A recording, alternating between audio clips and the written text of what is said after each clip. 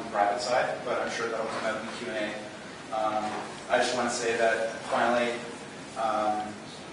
there's a lot of talk about the downsides of not having access to a free and open internet, and what does that mean? Well, for example, I'm here today because I started a video blog. I film little videos with a point-and-shoot digital camera and uploaded them to the internet, and they were political videos because I was, at the time, during the 2008 federal election, was disappointed on a specific issue, and I voiced my concern about that, and I don't think I would have been able to do that if the public side, like I said, did not fully respect network neutrality. You'd have some pressure like we have in Iran right now. So that's just one of the concerns on my mind today.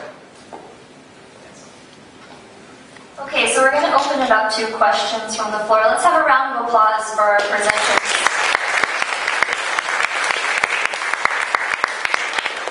We very much appreciate you bringing your perspective here today. There's a lot of wisdom in the room, though, not just the presenters, so we're going to try and encourage some sharing. The first thing I'm going to open it up for is questions, just to clarify really the issues around net neutrality. So anything you didn't understand in the presenters' comments or anything that you're still curious about, let's start there. Ashley? Our company's actually throttling right now. Did everyone hear that? Our company's actually throttling right now. So maybe... Who wants to take it? I'll take it. Yeah. So the answer is yes, but maybe not precisely in the way that we described. So what Bell and Rogers and others Shaw copped to, I think quite openly now, although there was a bit of a cat and mouse at the beginning, was throttling, slowing down BitTorrent traffic in particular. So it's not, they are not at this point, and I don't want to mislead anybody, targeting specific content online or applications other than BitTorrent that I'm aware of. So for a lot of us, the throttling of BitTorrent is really the thin edge of the wedge. It is so, Google doesn't have a BitTorrent product. It really doesn't matter to us that a BitTorrent's throttled. If anything, probably is better for us because it means people, the whole of the internet is faster for our stuff to get to. BitTorrent, sorry. Please don't be shy. BitTorrent is a peer-to-peer file sharing application. Simpler.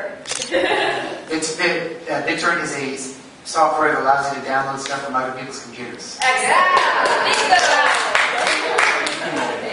And they're usually big files. And they take up a lot of your personal bandwidth, and they take up a lot of bandwidth of the overall capacity of the network, alleged the carriers. So this is what's happening right now. But for us, the concern that we have is that there's no legitimacy on their part to decide which applications get throttled or not.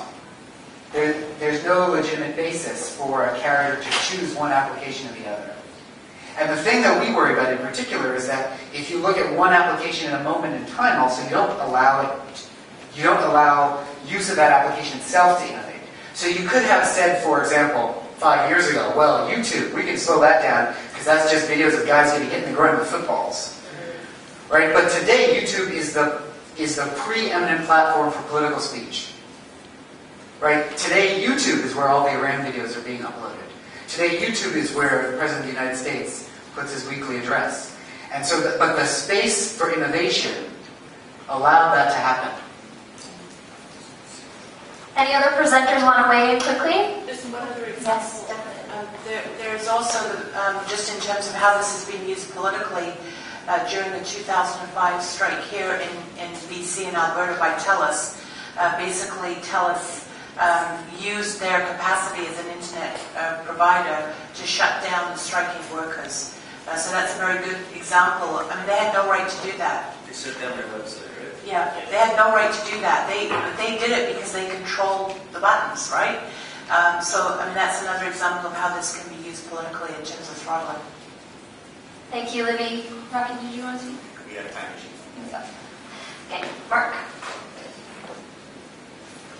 Some of you may know that the top court in France has recently ruled that the internet is a basic human right.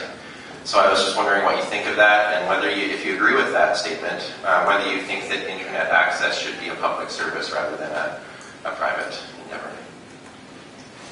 Anyone? Oh, not sure. Yeah? Oh, we got some hands over here. What's that? So just to clarify, when you say it should be a public service, do you mean it should be owned and operated solely by the government? But it should be, yeah, exactly. I would say definitely not. No, I'd say, you have the inherent problems of what we have today, which is, a small oligarchy of telecoms running the pipes, the internet infrastructure, and that's what's holding us back right now. If we compare the quality of service in North America to that happening in Japan right now, you're going to see their connection.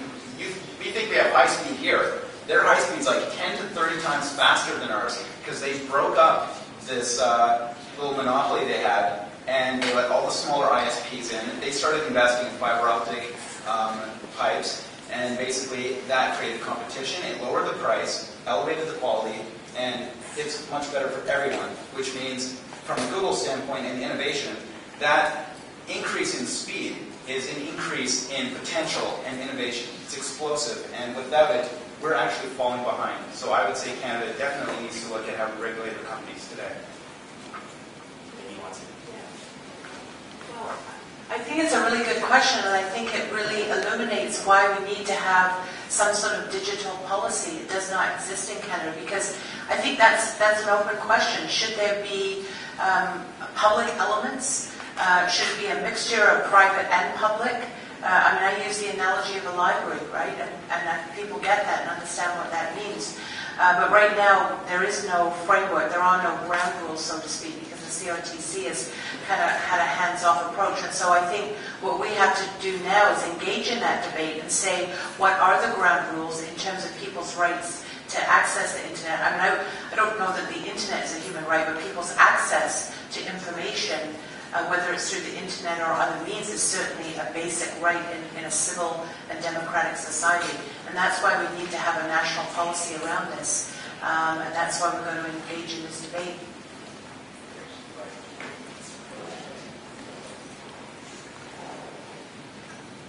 In Ottawa, some of the discussion revolved around a variety of things. The word structural separation was thrown around, primarily by me. But from a perspective of what is doable, structural separation, I guess to go back to the idea of a public environment, would be very, very difficult. It took most of where basically the physical aspect is being removed from the private industry. It took most of these companies well over 100 years to get where they're at. So to do so would be very difficult. Possibly the idea of a functional separation might be doable, where you start creating very, very specific guidelines to segregate retail and wholesale environments. This way you could then allow competition. That may be one way to do it in a short-term perspective. How we get there, I guess that would be for Libby and others to do. But that would be one way to do it. Hi, my name is Michael Goodman. I'm on the board of Rabble.ca, which is an internet news service and battle service. Many of you might know it. And most of you in the room look too young to remember when we used to have to get together and mail out things by actual mail and lick stamps and put it together. And if you were part of a political group then,